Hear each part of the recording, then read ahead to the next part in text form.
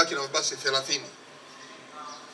Ni kweli kwamba hayatoshi, lakini serikali yenu baada ya kuruhusu makampuni haya binafsi na kampuni moja kuleta mabasi 150, tumeona tuchukue mabasi 60 yaingie kwenye barabara hii, na yameanza leo.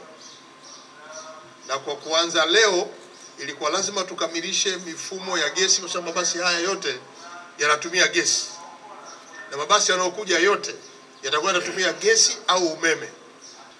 Malengo yetu ni kuondoa kadhia hii ya barabara hii ya Kivukoni kwenda Kimara. Sasa hivi tutakuwa na jumla mabasi 90. Haya 60 mapya na yale 30 ya blue yatafanya mabasi 90. Tunaamini ugumu huu utapungua kwa kiasi kikubwa. Lakini makampuni mengine 4 yaliyobaki yote yanaleta mabasi. Kwa hiyo kuanzia sasa tutaanza kupata mabasi mbalimbali ya makampuni hayo mbalimbali, ili idadi ya mabasi iweze kuongezeka. Kwa ndugu wananchi, tumekuja kuona hali hii na kuwapa faraja kwamba kero hii tunaipunguza kwa kiasi kikubwa. Na naomba mtuamini serikali kwamba tunafanya kazi hii ili kuondoa tatizo la usafiri hapa jijini. Kuingia kwa mabasi haya 150 na kuyaingiza kwenye njia hii mabasi 60 pamoja na yale zamani 30 na kufanya 90 yatapunguza msongamano. Ni wasihi tu watu wote waingie kama ambavyo vituo hivi vimeratibiwa.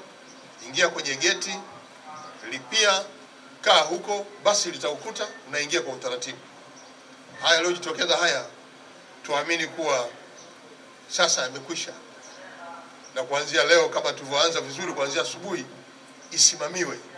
Wewe Mheshimiwa Mkuu wa Mkoa, kwa sababu usafiri huu ni wa jijini Dar es Salaam, wakuu wako wa wilaya wanaoguswa na barabara hizi wasimamie vizuri, pamoja na taasisi yenyewe ya dati isimamie vizuri, ili tupunguze kero kwa wananchi. Jitihada hizi za serikali ni kwa ajili ya kuwafanya waweze kusafiri, wafike mahali pao kwa urahisi zaidi. Tunahitaji sasa Tanzania tuwe na usafiri kama ambavyo tumejifunza maeneo mengine. Tujue basi limeandikwa namba 1, linaondoka Kivukoni saa ngapi, linafika posta ya zamani saa ngapi, linafika pale kona Avalon saa ngapi, linafika Magomeni saa ngapi. Muonyeshe na ratiba hiyo, ili mwananchi ajue saa fulani kuna basi litaondoka mahali fulani na namba fulani. Tufike hapo, tupelekeni huko. Wakati huu tumeshaboresha mifumo ya kielektroniki, hatuna sababu. Kwa udarati na dati ambao walikuwa wanasimamia haya, Mheshimiwa Rais amefanya mabadiliko ya watendaji wakuu ili waweze kusimamia mradi huu. Amefanya mabadiliko dati, amefanya mabadiliko udarati. Kwa hiyo tunaamini viongozi wanaokuja watasimamia vilivyo, ikiwemo na njia ya utozaji nauli sasa itakuwa ni kwa kielektroniki badala ya fedha cash. Hii inapunguza mianya ya walio na nia mbaya au watendaji wetu wasiokuwa waaminifu kupokea fedha kwa njia ya mkono.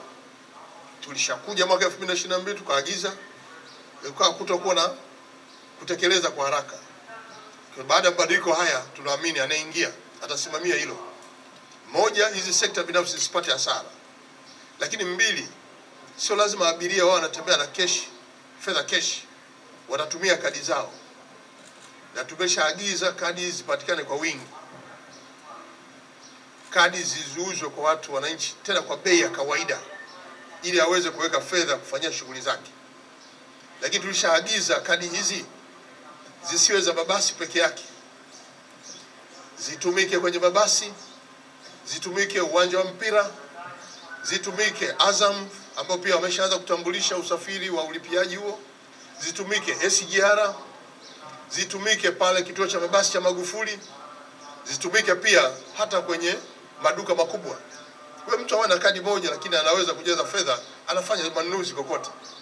Kwa Mheshimiwa Waziri wa Sayansi na Teknolojia, ili kamilike kwa haraka na hizi kadi ambazo zinatoka zote ziwe zimeingia kwenye mfumo, zizungumze pia na taasisi nyingine. Nataka tupate kadi moja.